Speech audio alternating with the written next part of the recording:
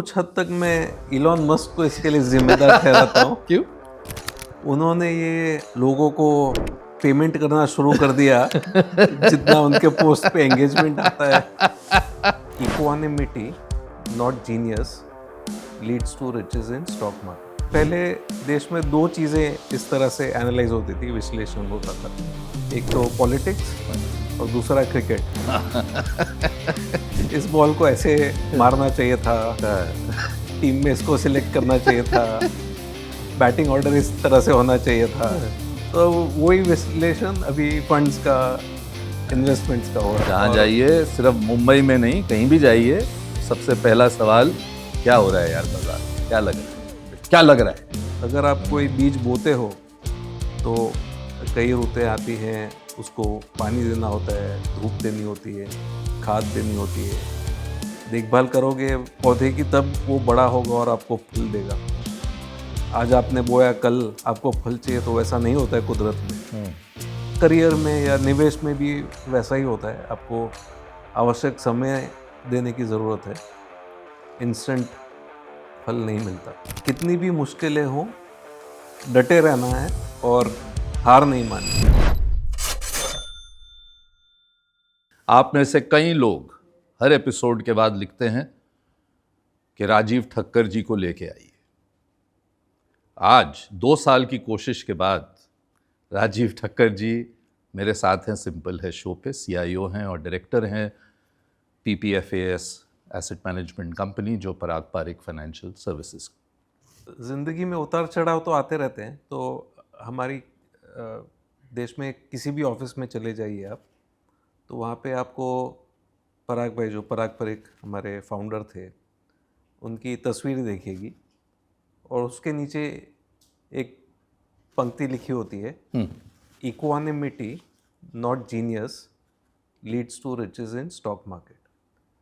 Equanimity not genius हाँ, leads to riches in stock market. Equanimity यानी समान भाव। अगर बहुत अच्छी चीज़ें हो रही हैं या थोड़ी नरमाहट है ज़िंदगी में, अगर थोड़ी चैलेंजेस है, मुश्किलें हैं, तो भी शांत रहना है, हंसते रहना है, मुस्कुराते रहना है और अपना काम करते रहना है। तो अगर ऐसा कोई कर सके तो हर कोई मुश्किल पार कर सकता है और कामयाबी हासिल कर सकता है। ऑनेस्टली राजीव, मेरे को ये पता नहीं था कि ऐसे उन्होंने लिखा है जब मैंने गाना चुना, लेकिन अच्छा ही चुन लिया आपके। हर एक ऑफिस में, मतलब 25 ब्रांचेस हैं। पर आपका तो काम इतना स्ट्रेसफुल है, और आप जब मुंह खोलते हैं अपना या अपनी कोई फैक्ट शीट बाहर डालते हैं, तो उसके ऐसी एनालिसिस होती है जैसे कि कोई फेड चेयरमैन कुछ लिख रहे हैं। आप कितने कैश पे बैठे हैं, कैश आपने कम किया, ये स्टॉक लिया, तो ऐसी। और प्लस जो माहौल है, बाजार का माहौल, तो अच्छी बात यह है कि आपने इतनी साइकिल्स देख ली कि कोई साइकिल आपको परेशानी नहीं करती। तो पहले देश में दो चीज़ें इस तरह से एनालाइज होती थी, विश्लेषण होता था। एक तो पॉलिटिक्स और दूसरा क्रिकेट। इस बॉल को ऐसे मारना चाहिए था, टीम में इसको सिलेक्ट करना चाहिए था, बैटिंग ऑर्डर इस तरह से होना चाहिए था। तो वही विश्लेषण अभी फंड्स का, इन्वेस्टमेंट्स का हो रहा है। अब जहाँ जाइए, सिर्फ मुंबई में नहीं, कहीं भी जाइए, तो सबसे पहला सवाल क्या हो रहा है यार बाजार में? क्या लग रहा है? क्या लग रहा है? हा? भारत एक तरह से डेमोक्रेटाइज तो हो गया स्टॉक मार्केट। बिल्कुल। जो एक समय में एक बहुत ही, जब आपने अपना करियर शुरू किया, तब एक बहुत कुछ थोड़े बहुत लोग थे जो इसका बेनिफिट ले पाते थे, लेकिन जैसे आपका करियर शुरू हुआ तब ये रिटेलाइजेशन भी शुरू हो गई। लेकिन क्या बदला राजीव? कुछ बदला लोगों के बिहेवियर में?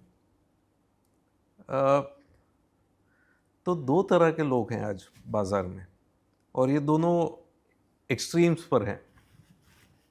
एक ऐसा वर्ग हो गया है जो लंबी अवधि के लिए निवेश कर रहा है, जो अपने हर महीने के जो सिप इंस्टॉलमेंट्स है, सिस्टमैटिक इन्वेस्टमेंट प्लान के जो किस्तें हैं, वो हर महीने जमा कर रहा है। जो देश की आर्थिक व्यवस्था का विकास हो रहा है, इकोनॉमी ग्रोथ आ रही है, उसमें हिस्सेदार बन रहा है। ये एक पहलू हो गया। दूसरा पहलू ये है कि काफ़ी लोग इसको एक जो क्रिकेट बेटिंग होती थी इसका ऑल्टरनेटिव देख रहे हैं, फ्यूचर्स ऑप्शंस में गैम्बलिंग कर रहे हैं। तो सेबी की स्टडी आई, साल भर में तकरीबन 1 लाख करोड़ का घाटा इनको हो रहा है। तो दोनों किस्म के लोग आए हैं। अब जो परिस्थिति है वो है, एक पॉजिटिव डेवलपमेंट है, दूसरा नॉट सो पॉजिटिव डेवलपमेंट है, लेकिन दोनों है साथ में। राजीव, जब आपने अपना करियर शुरू किया और अगर हम पिछले 30 साल का हिसाब लें तो कई ऐसे फंड्स, मैं तो डायरेक्ट स्टॉक्स की बात भी नहीं कर रहा, फंड्स हैं जिन्होंने 20, 21, 22% कंपाउंडेड ग्रोथ दी। आपके खुद के फ्लेक्सी कैप ने, जो 20-30 साल तो नहीं लेकिन उससे कम में 19% कंपाउंडेड रिटर्न। ऐसा मेरे ख्याल से किसी देश में फंड मैनेजर्स ऐसा नहीं कर पाए। लेकिन फिर भी जब मैं आप जैसे जो दिग्गज हैं उनसे पूछता हूँ कि कितने लोग हैं ऐसे जिन्होंने इसका फ़ायदा उठाया 20-30 साल में कंपाउंडिंग का, तो नंबर आते हैं 15, 20, 30। ये बिहेवियर क्या बदला है अब लोगों में? क्या आप देख रहे हैं कि लोग रह रहे हैं कि वही है अभी भी, इस साल देख लें, उस साल देख लें, ये थीम है, वो थीम है, चलिए इधर चलें, उधर चलें? तो ये नंबर सही भी है और कुछ हद तक मिसलीडिंग भी है। अभी हर एक जो इंसान है उसके 30 साल के गोल ना भी हो, अगर कोई अपने बेटी बेटे के लिए एजुकेशन के लिए जमा कर रहा है रकम, और 5 साल की आयु से शुरू किया और समझिए 18-20 साल में कॉलेज की एजुकेशन के लिए अगर ज़रूरत पड़ी तो उसकी अवधि सिर्फ 13 साल है। कोई अगर 7-8 साल के लिए पूंजी इकट्ठा करता है और उसे घर लेना है तो वो 8 साल में रिडेम्पशन कर लेगा। तो लोगों के कई तरह के गोल्स होते हैं लाइफ में। हर एक का निवेश का लक्ष्य सिर्फ रिटायरमेंट नहीं होता है या सिर्फ डायनेस्टी क्रिएट नहीं करना होता है कि मैं पूंजी जमा करूंगा और 7 पुश्तें आराम से खाएंगी। कई लोगों की ज़रूरतें होती हैं। कई बार लोग कुछ स्विच भी कर जाते हैं, मतलब एक स्कीम में से रिडेम्पशन करके कहीं और निवेश कर लिया, ये भी पॉसिबिलिटी हो सकती है। लेकिन काफ़ी हद तक रेगुलर सेविंग, रेगुलर इन्वेस्टमेंट की जो आदत है वो बनी है लोगों में, बनी है बनी है, जो सिप बुक जो दर्शाती है। गैम्बलिंग की आदत भी बनी है और कुछ लोगों में लेकिन जो रेगुलर सेवर्स हैं वो निवेश कर रहे हैं। और इक्विटी जो मार्केट है, ये सिर्फ इसमें सिर्फ म्यूचुअल फंड निवेशक हैं ऐसे नहीं हैं। आजकल एम्प्लॉयज़ प्रोविडेंट फंड के पैसे भी कुछ हद तक इक्विटी मार्केट में आ रहे हैं। नेशनल पेंशन स्कीम के पैसे भी इक्विटी मार्केट में कुछ आपने भी हाल में शुरू किया अपना। तो कई व्हीकल्स हैं। म्यूचुअल फंड ज़्यादातर लोग 4-5 साल 6 साल के लिए निवेश करते हैं। प्रोविडेंट फंड और एनपीएस उससे ज़्यादा अवधि के प्रोडक्ट्स हैं। तो धीरे धीरे वो समय बढ़ता जा रहा है जिस समय के लिए लोग निवेश करते हैं। आजकल लोग बहुत जल्दी अर्न करना चाहते हैं। आपने चार्टर्ड अकाउंटेंसी भी की, कॉस्ट अकाउंटेंसी की, सीएफए भी कर लिया, कुछ बचा? चाहते तो और भी पढ़ाई कर लेते। हाँ, और काफ़ी चीज़ें हैं पढ़ने के लिए। लेकिन शायद क्योंकि आपने शुरू में शिक्षा ली, ज्ञान लिया सब पहलू से, तो आप आज राजीव ठक्कर बने। इसकी आप क्या एडवाइस देंगे जो यंग लोग हैं, जो एकदम से, क्योंकि भारत तो बदल गया, आजकल आप कॉलेज में होते होते ही अपना स्टार्टअप शुरू करना चाहते हैं या पढ़ाई छोड़ के कोई यहाँ कहीं आपको फ्रीलांसिंग गिग मिल जाती है, अच्छे पैसे मिल जाते हैं। तो लर्निंग की जो अहमियत है क्या वो आप मानते हैं कि ये एडवाइस आप अपने परिवार में या जो यंग लोग आपकी इतनी इज्जत करते हैं उनको आप क्या एडवाइस देंगे? तो दो तीन चीज पहलू हैं इसमें। एक तो ये है कि पहले ऐसा हुआ करता था कि आयु के पहले 20 साल, 22 साल, 25 साल पढ़ाई में लगा लो और फिर काम करने की अवधि है। इसमें बड़ा बदलाव आया है आजकल। कोई भी क्षेत्र ले लीजिए, जो चीज़ें हैं वो इतनी तेज़ी से बदल रही हैं कि अगर आपने एक बार पढ़ाई छोड़ दी और सीखना बंद कर दिया तो आप आउटडेटेड हो जाएंगे। अगर किसी ने 7-8 साल पहले बीटेक किया है, कंप्यूटर इंजीनियरिंग की है और उसने सीखना बंद कर दिया, तो उसके बाद जो सारे डेवलपमेंट्स हुए हैं एआई को लेकर या जिस नए तरीके से लोग प्रोग्राम्स लिख रहे हैं, तो वो इंसान आउटडेटेड रहेगा अगर उसने सीखना बंद कर लिया है। आपने चार्टर्ड अकाउंटेंसी, कॉस्ट अकाउंटेंसी की बात की। चार्टर्ड अकाउंटेंसी हो या कंपनी सेक्रेटरी हो, जो मैंने इनकम टैक्स एक्ट पढ़ा है और जो मैंने कंपनी लॉ पढ़ा है, वो दोनों एक्ट रद्द कर दिए गए हैं। अभी नए कंपनीज एक्ट है, नए इनकम टैक्स एक्ट है। फिर पढ़ना पड़ेगा। हाँ, फिर पढ़ना पड़ेगा। अगर किसी क्रिमिनल लॉयर ने इंडियन पीनल कोड पढ़ा है तो वो तो रद्द हो गया है। अभी भारत न्याय संहिता है। मेडिकल फील्ड में, न्यूट्रिशन में पहले करते थे कि मक्खन और घी नहीं खाना चाहिए, कार्ब्स खा लीजिए। आज उल्टा कर दिया। तो अपडेटेड रहना बहुत ज़रूरी है, ये एक बात है।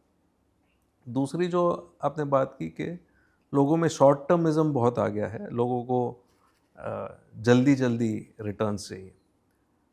तो ये सही बात है। हमारे फाउंडर की किताब में लिखा है, आप हमारे ऑफिस में जाएंगे तो ये भी आपको लिखा मिलेगा कि लॉ ऑफ द फार्म की बात करते थे।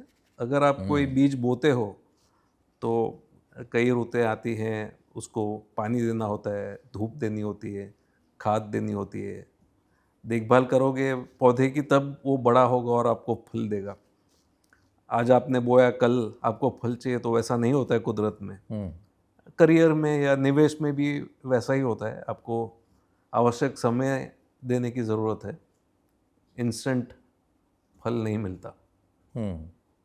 आपने कहा कि जैसे आज इतनी चीज़ें तेज़ी से बदल रही हैं ज़िंदगी में, वर्ल्ड वाइड, सिर्फ भारत की बात नहीं, तो एज अ वैल्यू इन्वेस्टर जो आप हैं, जिनका काम है कि मैं सबसे बेहतरीन वैल्यू पिक करूं अपने निवेशकों के लिए, तो उसमें आपके क्या बदलाव आया? क्योंकि 90s ले लीजिए, 2000s ले लीजिए, 2010s भी ले लीजिए, तो इतनी तेज़ी से बदलाव नहीं था। हालांकि क्राइसिस तब भी आई और उस पर भी हम बात करेंगे, लेकिन एज अ स्टॉक पिकर आप इसे कैसे बैलेंस करते हैं? क्या चेंजेस आपको लाने पड़े अपने उसमें? तो दो पहलू हैं इसमें। और ये जो अमेज़ॉन के फाउंडर हैं जेफ बीजोस, उनको ये सवाल पूछा गया था और उन्होंने बहुत ही खूबसूरत जवाब दिया था इसका। तो उन्होंने ये कहा कि मुझसे लोग पूछते हैं, आप रिटेलिंग के क्षेत्र में क्या बदलाव देखते हैं अगले 5 सालों में और आपकी क्या रणनीति है इसके बारे में। तो जेफ बीजोस ने कहा, ये सवाल मुझे बार बार आते रहता है। किसी ने मुझे आज तक ये नहीं पूछा कि अगले 5 साल, 10 साल, 20 साल में ऐसी कौन सी चीज़ें हैं जो बदलने नहीं वाली है। तो उनका उत्तर ये था कि मैं उन चीज़ों पर ध्यान देता हूँ जो बदलने नहीं वाली हैं और उनको लेकर मैं अपनी ऑर्गेनाइजेशन को मजबूत करना चाहता हूँ। तो ऐसी कौन सी चीज़ें हैं रिटेलिंग में? लोगों को हमेशा दाम कम पसंद है। कोई ऐसा नहीं आके कहने वाला कि आपके दाम बहुत कम है, काश आपकी कीमतें ज़्यादा होती। वो सिर्फ स्टॉक मार्केट में होता है कि जब डिस्काउंट होता है हम नहीं लेते। बिल्कुल। दूसरी चीज़, लोगों को डिलीवरी तेज़ी से चाहिए। कोई ऐसा नहीं कहेगा मुझे 2 घंटे में डिलीवरी क्यों आ गई, 2 दिन बाद आते तो अच्छा होता। तीसरी चीज़, लोगों को वाइडर सिलेक्शन चाहिए, ज़्यादा ऑप्शन चाहिए। कोई ऐसा नहीं कहेगा कि आपके स्टोर में 25 ब्रांड के साबुन क्यों हैं, मुझे तो सिर्फ 2-3 से ही काम चल जाता। तो ये जो फंडामेंटल चीज़ें हैं उन पर ध्यान देते। तो अगर निवेश की बात करें तो जो बेसिक ह्यूमन नीड्स हैं, जो ज़रूरतें हैं इंसानों की, वो ज़्यादातर बदलती नहीं है। किस तरह से उन ज़रूरतों को पूरा किया जाए उसमें बदलाव ज़रूर आता है। तो एक चीज़ है, लोगों को एंटरटेनमेंट चाहिए। अगर पहले लोग सैटेलाइट टेलीविज़न देख रहे थे, आज स्ट्रीमिंग देख रहे हैं। लेकिन जो बेसिक नीड है कि कोई कहानी को किसी फिल्म या सीरीज़ में उसका कन्वर्जन करके उसको दर्शाते हैं, तो वो कायम है। पहले लोग स्टेज शो करते थे, फिर सिनेमा आए, फिर टीवी आया, अभी स्ट्रीमिंग आए। तो ये बदलाव कुदरत का नियम है, कुछ ना कुछ बदलते रहता है, लेकिन जो बेसिक नीड है वो सेम है। तो हमारा फोकस इस पर रहता है कि मोड ऑफ डिलीवरी का चेंज हो सकता है। पहले लोग दुकान में जाके खरीदते थे, अब ई कॉमर्स पे ऑर्डर कर रहे हैं। ऐसी कौन सी कंपनियां हैं जिनकी बैलेंस शीट मजबूत है, जिनके जो प्रमोटर मैनेजर हैं वो केपेबल हैं, जो ये बदलाव को अपने बिजनेस मॉडल में इनकॉर्पोरेट कर सकते हैं और लोगों की ज़रूरतों को पूरा कर सकते हैं। तो ऐसी कंपनियों को हम ट्रैक करते हैं और जब उनके वैल्यूएशन सही हों तब उनमें निवेश करके लंबी अवधि के लिए बैठे रहते हैं। जैसे अगर ऑटोमोबाइल का लें, जैसे आपने सही कहा कि लोगों को एक जगह से दूसरे जगह तो जाना ही है, गाड़ी तो चाहिए। अब शुरू में थी छोटी गाड़ी, छोटी से हुई बड़ी, फिर हुई एसयूवी, अब हो गई ईवी। बिल्कुल।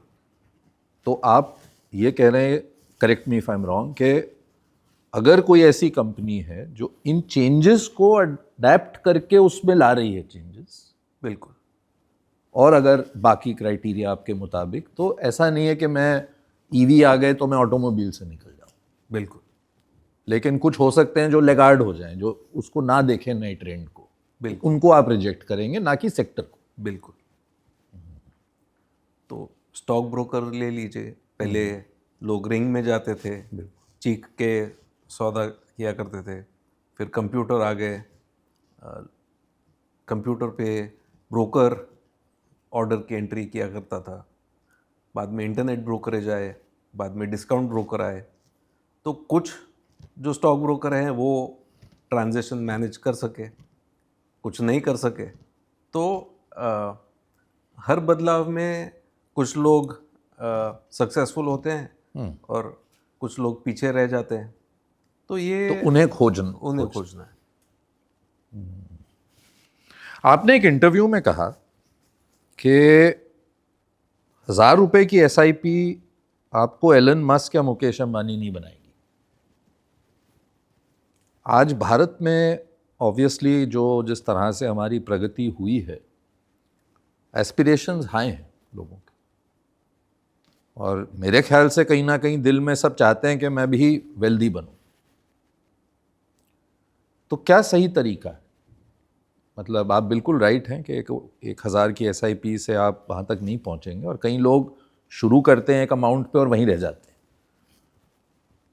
तो आपके मुताबिक जो यंग लोग हैं जो सुन रहे हैं आपको, उनको आप क्या 2 या 3 तरीके बताएंगे कि अगर आपको ओवरनाइट तो कोई वेल्दी बन ही नहीं सकता, आप अभी 22-23 साल के हैं, पहली कमाई है, 1,000 भी कर लें वो भी बहुत, तो क्या जर्नी होनी चाहिए आपकी, अगर ये समझा पाए? तो स्कूल के गणित में हमें एक टॉपिक होता है, जिस टॉपिक का नाम होता है कंपाउंड इंटरेस्ट, चक्रवर्ती ब्याज। उसकी फॉर्मूला कुछ इस तरह है, A = P × 1 + R⁴n। A यानी अमाउंट, आपका कितना वैल्यू होगा कुछ सालों के बाद। पी यानी प्रिंसिपल, आपने कितने रुपए निवेश किए। 1+R यानी आर यानी रिटर्न, आपके निवेश का कितना रिटर्न आया। बैंक फिक्स डिपॉजिट में समझिए 6%, 7% आया। अगर आपने इक्विटी ली और लंबी अवधि के लिए रखा, समझिए आपको 12% मिले। तो जो भी है वो आर नंबर है। और एक एन है, जो एन कितने सालों तक आपने निवेश किया। तो ये सिंपल फॉर्मूला है, A equal to P multiplied by 1 plus R raise to N. अब सोशल मीडिया पे, पार्टी में सारी चर्चा सिर्फ आर पर होती है। मुझे इतना रिटर्न मिला, तुझे कितना रिटर्न मिला। अगर किसी को 10% मिला और किसी और को 12% मिला, तो जिसे 10 मिला वो दुखी है, 12 वाला सबको बता रहा है मुझे 12% मिला, खुश हो रहा है। लेकिन वो 12% कमाने के लिए आपने निवेश कितना किया, प्रिंसिपल अमाउंट कितना था आपका।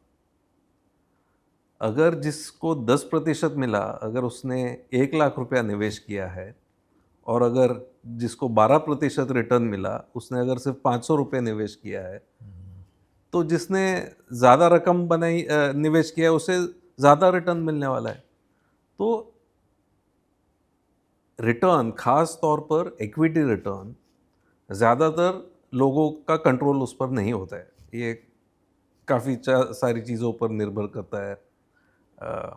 मैक्रो इवेंट्स, जैसे मतलब जियोपॉलिटिकल इवेंट, अभी ईरान के क्षेत्र में युद्ध चल रहा है, या पॉलिटिकल इवेंट, या काफ़ी सारी चीज़ों पर निर्भर करता है। निवेशक के हाथ में क्या है? निवेशक के हाथ में ये है कि आप कितनी बचत कर सकते हैं और कितना निवेश कर सकते हैं, प्रिंसिपल अमाउंट पी, और एन, कितनी देर तक आप निवेश कर सकते हैं। अगर ये दोनों आप बढ़ा लें, प्रिंसिपल अमाउंट बढ़ा लें और जितनी अवधि के लिए आप निवेश कर रहे हैं वो बढ़ा लें, तो ऑटोमेटिकली आपका जो अमाउंट होगा कुछ सालों बाद, वो बड़ा होगा। तो बढ़ाते रहना है, एक जगह रुकना नहीं। जैसे जैसे आपकी इनकम बढ़े उसे बढ़ाइए, बिल्कुल, प्रिंसिपल को। और एक्सपेक्टेशंस जो हैं वो रियलिस्टिक होने चाहिए। अब चार्ली मंगर जो कुछ साल पहले गुजर गए, लेकिन बहुत ही माने हुए इन्वेस्टर, आप तो कई बार उनको पर्सनली जाके भी सुन के आए हैं। हाँ जी। तो उनका ये कहना था, एक गुरु मंत्र था जिंदगी में खुश रहने के लिए। तो उन्होंने कहा जितने आपके एक्सपेक्टेशन कम होंगे, उतनी आपकी खुशी ज़्यादा होगी। और उन्होंने मैथ इक्वेशन भी बनाया था, happiness equal to reality minus expectations. अभी अगर रियलिटी 10% रिटर्न है, और अगर आपके एक्सपेक्टेशन 12% है, तो आपकी हैप्पीनेस -2% है, क्योंकि आपके तो 12% एक्सपेक्टेशन थी, आए 10%। अगर रियलिटी 10% है और आपने 6% ही एक्सपेक्ट किए थे, तो जो एक्स्ट्रा 4% है वो खुशी होगी, आपकी खुशी होगी। तो ये सिर्फ इन्वेस्टमेंट क्षेत्र के लिए नहीं, किसी भी चीज़ के लिए। फ्रेंडशिप ले लीजिए, पर्सनल रिलेशनशिप ले लीजिए, salary, bonus, political development, expectation. Film देखने लोग जाते हैं, अगर अच्छी फिल्म भी हो, लेकिन अगर आप बहुत ज़्यादा एक्सपेक्टेशन से थिएटर में गए, तो आपको इतनी अच्छी नहीं लगेगी, ठीक ठीक ही थी, जितना सुना था उतनी कुछ खास नहीं थी। तो अगर आप एक्सपेक्टेशन कम रखें तो हैप्पीनेस बढ़ेगी। तो इन्वेस्टिंग में यही प्रॉब्लम है, लोग आते हैं 20% रिटर्न होना चाहिए, 25% होना चाहिए, 30% होना चाहिए। उनका क्या होता है पता है, उनका रिटर्न आता है 30%, लेकिन प्रिंसिपल चला जाता है कई बार वो 30%। 100 निवेश करते हैं, सिर्फ 30 रिटर्न आते हैं, 70 नहीं आते। तो ये दिक्कत होती है ज़्यादा एक्सपेक्टेशन रखने से। लोग अनरजिस्टर्ड प्रोडक्ट में चले जाते हैं, लोग ज़्यादा F&O ट्रेडिंग करने लग जाते हैं। आपने एक और इंटरव्यू में कहा कि हालांकि अब तक आपका जो ये देश का लार्जेस्ट स्कीम है, एक आपकी जो फ्लेक्सी कैप स्कीम है, उसने कंपाउंडेड 19% दिए रिटर्न, लेकिन आपने कहा कि आगे चलते 10 से 12% की एक्सपेक्टेशन रखनी चाहिए। तो ये तो बहुत ही ड्रामेटिक एक्सपेक्टेशन में आप एक वो ला रहे हैं लोगों में। परफॉर्मेंस है ये 19, ये फ्यूचरिस्टिक नहीं है, ये तो हो चुका, दे चुके आप, ऐसा क्यों? तो विवेक जी, आपने बताया हम उम्र है। एक समय पे आपको याद होगा पब्लिक प्रोविडेंट फंड के ब्याज दर 12% हुआ करते थे, आज काफ़ी कम है। तो अगर उसमें 4-5% की गिरावट आई है तो वो क्यों आई है? क्योंकि महंगाई दर घटा है, जो इन्फ्लेशन रेट है वो कम हुआ है। लोग ये समझते नहीं है, इन्फ्लेशन कम हुआ है यानी दाम कम नहीं हुए, दाम बढ़ने की जो मात्रा थी वो कम हुई। तो अगर पिछले साल किसी चीज़ के दाम 100 थे और आज अगर 110 है तो इन्फ्लेशन रेट 10% कहलाई जाती है। अगर पिछले साल दाम 100 रुपये थे और अभी 104 है तो जो महंगाई दर है, इन्फ्लेशन रेट है, वो 4% है। तो ये जो महंगाई दर है ये कम हुई है, और जब महंगाई दर कम होती है तब जो कंपनीज की जो प्रोडक्ट्स या सर्विसेज होती हैं उनके जो दाम बढ़ते हैं वो भी कम गति से बढ़ते हैं। इसीलिए जो प्रॉफिट ग्रोथ आता है वो भी कुछ हद तक कम हो जाता है। तो इसमें कुछ चिंता की बात नहीं है। जो रिटर्न मायने रखता है निवेशक के लिए वो है रियल रिटर्न। आपका जो रिटर्न प्रतिशत, उसमें से आप महंगाई दर निकाल लो तो वो रिटर्न कायम है, लेकिन जो आपको दिखता है स्टेटमेंट में उसमें कमी आई है क्योंकि महंगाई दर में कमी आई है। पहले महंगाई दर 8, 9, 10 तक भी पहुंच जाती थी कभी कभी, वो अभी घट के ज़्यादातर 4%, 5% के करीब होती है। हालांकि 19 वर्सेस 10-12 देख के एक निवेशक सोच सकता है कि मेरे रिटर्न कम हो गए, लेकिन ऐसा नहीं है, क्योंकि बाकी जो कंडीशंस थे वो भी चेंज हुए। बिल्कुल। और दूसरी बात ये होती है कि आपका जो बेस होता है वो भी काफ़ी मायने रखता है। आप किस वैल्यूएशन लेवल पे एंट्री करते हो। अगर आपने निवेश 2008 की ग्लोबल फाइनेंशियल क्राइसिस के वक्त शुरू किया, अक्टूबर नवंबर के महीने में, या अगर आपने निवेश मार्च 2020 में शुरू किया, तो आपके जो रिटर्न्स हैं वो काफ़ी अच्छे लगेंगे, क्योंकि तब मार्केट काफ़ी निचले स्तर पर थी। अगर आपने निवेश की शुरुआत दिसंबर 2007 में की और अगर आप 2-3 साल बाद अपने नंबर देख रहे हैं तो शायद आपको नेगेटिव भी देखने मिले। तो आप किस लेवल पे शुरू करते हैं उस पर भी काफ़ी निर्भर रहता है फ्यूचर रिटर्न कैसे आए। लेकिन जो मार्केट गुरुज हैं आप जैसे, वो तो यही कहते हैं कि जब आपके पास पैसे हों तो शुरू कर दीजिए निवेश, क्योंकि कई बार हम ये लेवल्स के चक्कर में ही तो हम घूम जाते हैं। बिल्कुल, मेरी भी वही सलाह है। अगर आज कोई किसी की उम्र 25-30 साल हो, वो अगर रिटायरमेंट के लिए निवेश कर रहा है, उसके पास और 30 साल है निवेश करने के लिए, हर महीने तनख्वाह आती है, उसमें से एक हिस्सा निवेश कर देना चाहिए, उसमें कोई दो राय नहीं है। मेरा सिर्फ इतना है कि एक्सपेक्टेशन कम रखिए। और ये कुछ हद तक सही भी हुआ है। विवेक, आप जो मेरे स्टेटमेंट्स रेफ़र कर रहे हैं और जो मेरे पास इंटरव्यूज़ की बात कर रहे हैं, ये हम 2024 से बोल रहे हैं। आज 2026 में हैं। पिछले 1.5-2 साल में रिटर्न फ्लैट ही रहे हैं। बिल्कुल। इस हद तक कि हमने अभी तक ऑल टाइम हाई भी क्रॉस नहीं किया है मतलब ऑल टाइम हाई से काफ़ी नीचे चल रहे हैं हम। पिछले 18 महीने 24 महीने में रिटर्न ना के बराबर रहे हैं इक्विटी मार्केट में, क्योंकि वैल्यूएशन काफ़ी आगे निकल गए थे जो फंडामेंटल्स थे उसके मुकाबले। ये जो FIIs हैं ये क्यों बेच रहे हैं इतना? कई अटकलें हैं, कई कमेंट आते हैं लोगों के, तो आप इसको किस तरह से देखें? तो एक कोई ग्राहक हो और वो अगर किसी सुपरमार्केट में जाता है तो उसके पास कई विकल्प होते हैं। अगर एक साबुन नहीं बिक रहा है और दूसरा साबुन बिक रहा है तो इसके पीछे क्या कारण है? कई कारण हो सकते हैं। एक तो क्वालिटी अलग हो सकती है, दाम अलग हो सकते हैं, पैकेजिंग अलग हो सकता है, फैशन में बदलाव आता है, कभी कोई चीज़ फैशन में होती है, कभी कोई और चीज़ फैशन में होती है। तो कुछ हद तक ये सेंटिमेंट ड्रिवन होता है।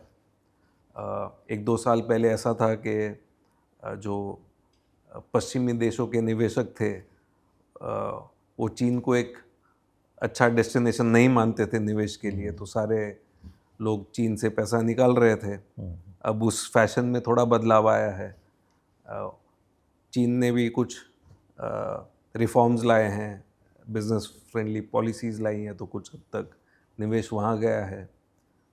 कुछ देश हैं जैसे ताइवान, साउथ कोरिया, यहाँ पे जो कंप्यूटर चिप्स और कंप्यूटर मेमोरी को लेके जो उनकी इंडस्ट्रीज़ हैं इनका काफ़ी योगदान है, तो इनके मुनाफे काफ़ी बढ़ रहे हैं। तो कुछ देशों में तो 50-60% प्रॉफिट ग्रोथ आ रहा है और उनके प्राइस अर्निंग मल्टीपल 6, 7, 8 जितने हैं, तो वो काफ़ी आकर्षक लग रहे हैं। तो कुछ हद तक लोग यहाँ रिडेम्पशन करके या यहाँ पे सेलिंग करके वहाँ रीएलोकेट कर रहे हैं।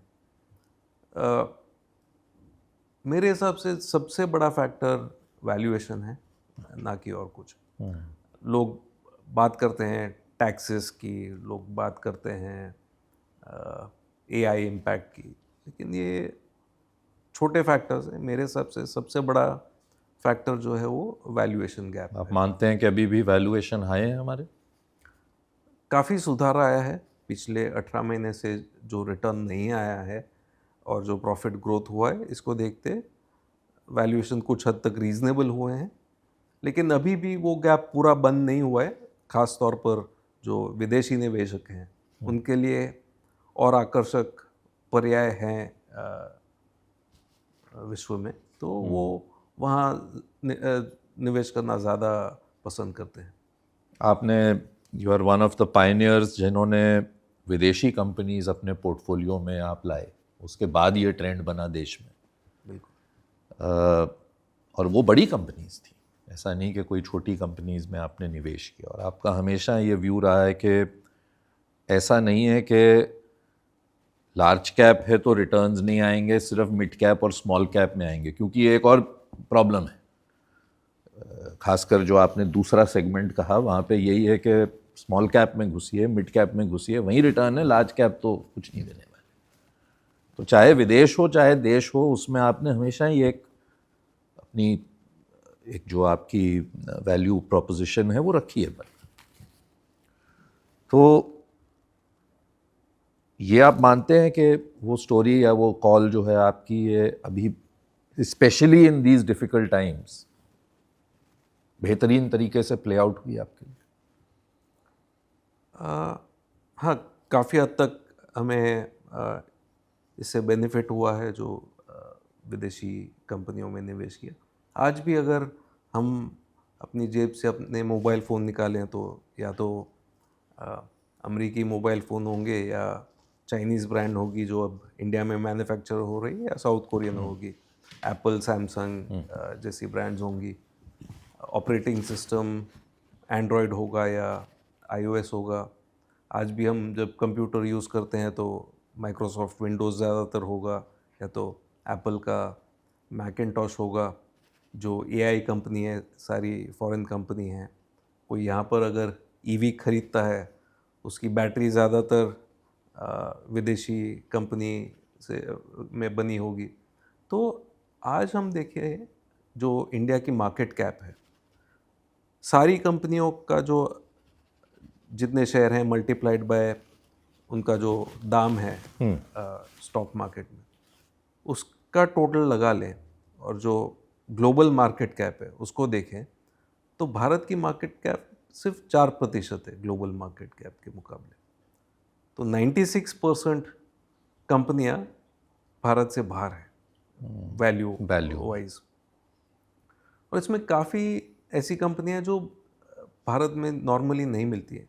भारत में ONGC और ऑयल इंडिया है, लेकिन इंडिया में जियोलॉजिकली इतना तेल नहीं है as compare to other countries. तो अभी तेल के दाम बढ़े हैं तो एक्सॉन मोबिल जैसी कंपनियों को काफ़ी लाभ होगा उससे। अगर ओजेम्पिक या मोंजारो जैसी मेडिसिन हैं, ये फॉरेन कंपनियों ने उसका पेटेंट बनाया है और उसको बेच रही थी। टेस्ला जैसी कंपनी है या BYD जैसी कंपनी है, ये भारत के बाहर है। तो काफ़ी सारी ग्लोबल अपॉर्चुनिटीज़ है जो इंडिया में नहीं मिलती है। तो इंडिया प्लस फॉरेन करना है। मैं ऐसा नहीं कहता हूँ कि सिर्फ फॉरेन कंपनीज में निवेश करना है या सिर्फ इंडियन कंपनीज में निवेश करना है। अगर आपको एक बैलेंस पोर्टफोलियो बनाना है तो इंडियन प्लस ग्लोबल होना चाहिए। और large cap versus mid and small, इसको कैसे देखते हैं? तो एक तो वैल्यूएशन को देखना है।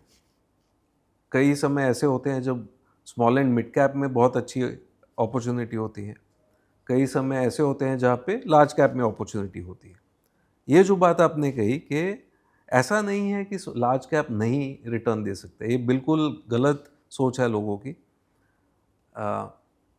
एक ग्लोबल फाइनेंशियल मीडिया में और सोशल मीडिया में ये टर्म पॉपुलर हुई है, मैग 7, मैग्निफिसेंट 7, या जो बड़ी 7 कंपनियां हैं, ज़्यादातर रिटर्न्स इन्हीं 7 कंपनियों में आए हैं। ये कंपनी जैसे एनवीडिया है, जैसे गूगल है, माइक्रोसॉफ्ट है, तो इस तरह की जो 7 बड़ी कंपनियां हैं इनमें रिटर्न आए हैं।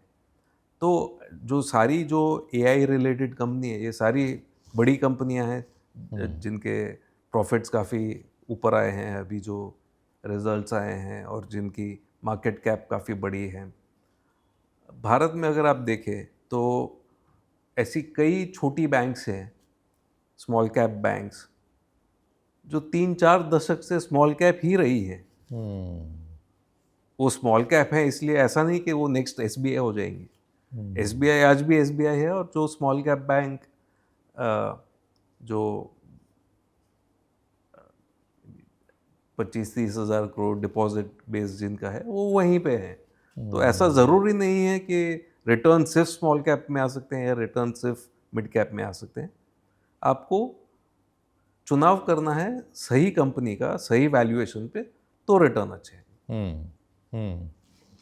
अर्निंग्स की अगर बात करें राजीव, के कई लोगों की ये उम्मीद थी कि ये जो क्वार्टर है अभी जो गया है और ख़त्म हो रहा है उसमें टर्न अराउंड आएगा, लेकिन अब ये क्राइसिस हो गई, युद्ध का एक सिनारियो बन गया। तो जो इवेंचुअली मार्केट तो अर्निंग्स का ही एक स्लेव है, वो तो एक मोस्ट इम्पॉर्टेंट चीज़ जो आप देखते होंगे जब आप एक कंपनी में निवेश करते हैं, उसी से वैल्यूएशन बनती है। तो ये जो हालात हैं अर्निंग्स के और जो डिसरप्शन ये करंट क्राइसिस से हो रही है, इससे आप चिंतित हैं क्या? बिल्कुल। तो कुछ हद तक चिंता का विषय है। जो अर्निंग रिवाइवल की जो लोग बात कर रहे थे, 3 से 6 महीने तो डिले आ ही गया उसमें, और कुछ हद तक जिन कंपनियों में तेल रिलेटेड या एनर्जी रिलेटेड जो कॉस्ट होते हैं वो बढ़ने वाले हैं। पैकेजिंग मटेरियल, प्लास्टिक्स, या जो एयरलाइंस हैं जिनको ईंधन की ज़रूरत होती है, तो इन सब पे असर होने ही वाला है।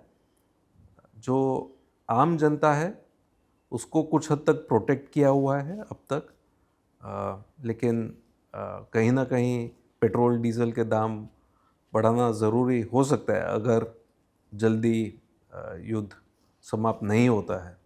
तो कुछ अनुमान है कि 1 लीटर डीजल पे 30 रुपये तक घाटा हो रहा है शायद ऑयल मार्केटिंग कंपनीज को।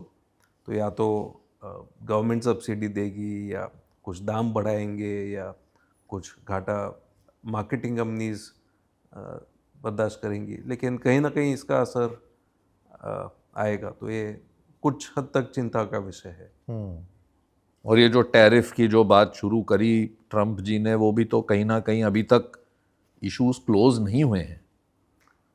क्लोज नहीं हुए हैं, लेकिन जो वहाँ के कोर्ट का डिसीजन आया उसके बाद जो बायलैटरल अग्रीमेंट के कोई मायने नहीं है अभी। जो अभी सब टैरिफ हटा दिए हैं और अभी उन्होंने एक यूनिफॉर्म टैरिफ लगा दिया है 20%, 25%, और वो कायम है अभी।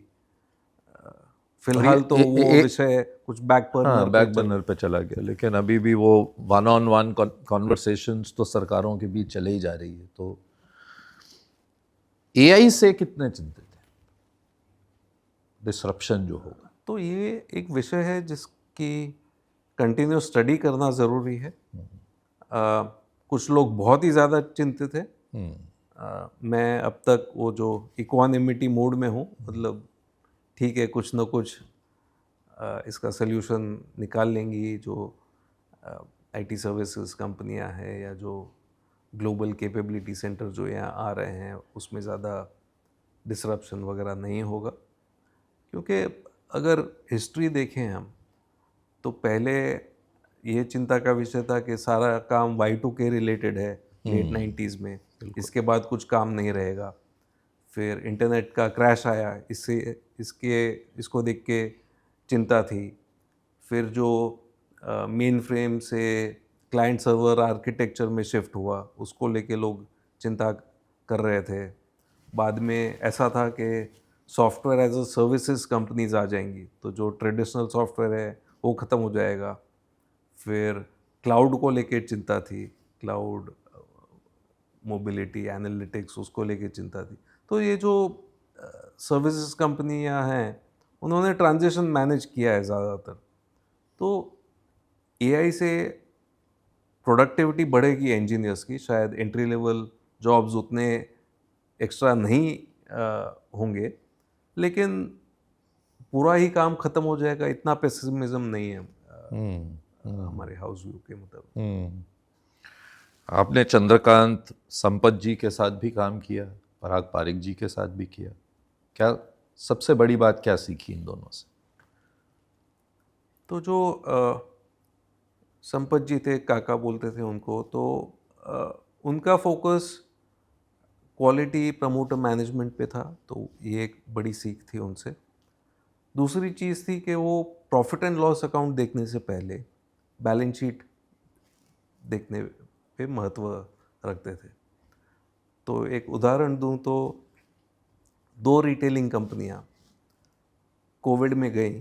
अब कोविड में लॉकडाउन था, फिजिकल स्टोर से आप स्टोर खोल ही नहीं सकते, सारा कारोबार ई कॉमर्स को चला गया। तो अगर एक कंपनी में कैश था तो वो कोविड सर्वाइव कर पाई। जो दूसरी कंपनी थी जिनका काफ़ी बोरोइंग था, जिनको ब्याज तो देना ही है, रेंट देना है, तो वो सर्वाइव नहीं कर पाई कोविड पीरियड। उनको काफ़ी डिविजन्स बेचने पड़े और काफ़ी डाउनटर्न आया उनके फॉर्च्यून्स में। तो ये बैलेंस शीट देखने से पता चलता है, प्रॉफिट एंड लॉस में ये नज़र नहीं आता है। तो उनका जो काफ़ी फोकस था वो बैलेंस शीट क्वालिटी पे था, और फाइनली वैल्यूएशन पे महत्व देते थे वो। तो ये संपत जी से सीखा। पराग भाई से जो सीखा वो था बिहेवियरल फाइनेंस का सब्जेक्ट, जो इमोशंस को कंट्रोल में रखना है। अगर मुश्किल समय है तो पैनिक नहीं करना है, और अगर अच्छा समय है तो ओवर एक्सूबरेंस नहीं होना चाहिए कि ज़्यादा ओवर कॉन्फिडेंट हो जाओ या हाई वैल्यूएशन पे कुछ ले लो या लेवरेज करो, ऐसा कुछ नहीं करना चाहिए। तो जो इमोशंस को कंट्रोल की बात थी, वो पराग भाई से सीख मिली। भारत में अब भारतवासी, क्या आप मानते हैं कि आजकल थोड़े इमोशंस पे ज़्यादा ही कंट्रोल नहीं कर पाते? कुछ हद तक ये पार्किंग में कुछ प्रॉब्लम हो गई, वहाँ लड़ाई झगड़े कर बैठते हैं हम, मतलब चिंतित हो जाते हैं। आपने तो 50% फॉल देखी है, आज हम 10% मार्केट गिर जाता है, हम मतलब जैसे कि फ़ोन पे फ़ोन। तो कुछ हद तक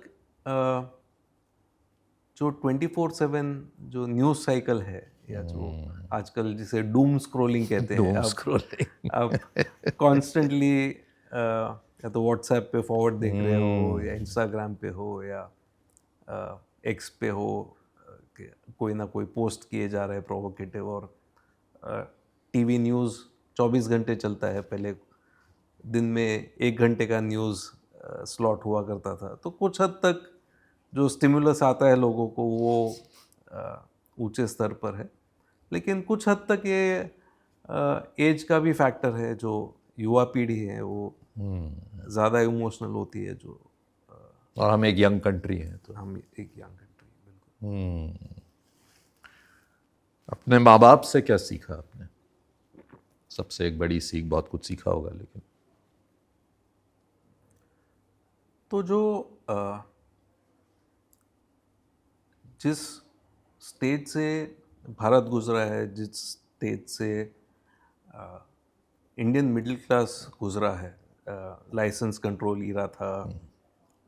अगर कोई धनवान भी हो तो उसे सिर्फ 2 गाड़ियां खरीदने की चॉइस थी, प्रीमियर पद्मिनी ले लो या एम्बेसडर गाड़ी ले लो। तो वो जो समय था, जो फ्रूगैलिटी का समय था, मतलब कॉस्ट कंट्रोल, कॉस्ट कॉन्शियसनेस, और जो स्ट्रगल का समय था कि कितनी भी मुश्किलें हों, डटे रहना है और हार नहीं माननी है। तो ये जो integrity, hard work, cost control, frugality, ये जो पूरा माइंडसेट है, ये काफ़ी हद तक उनसे है। आपके जो कैश बैलेंस है उस पर लोग इतने इंटरेस्टेड क्यों रहते हैं? ये जानने के लिए कि आप इन्वेस्ट कर रहे हैं कि नहीं कर रहे हैं?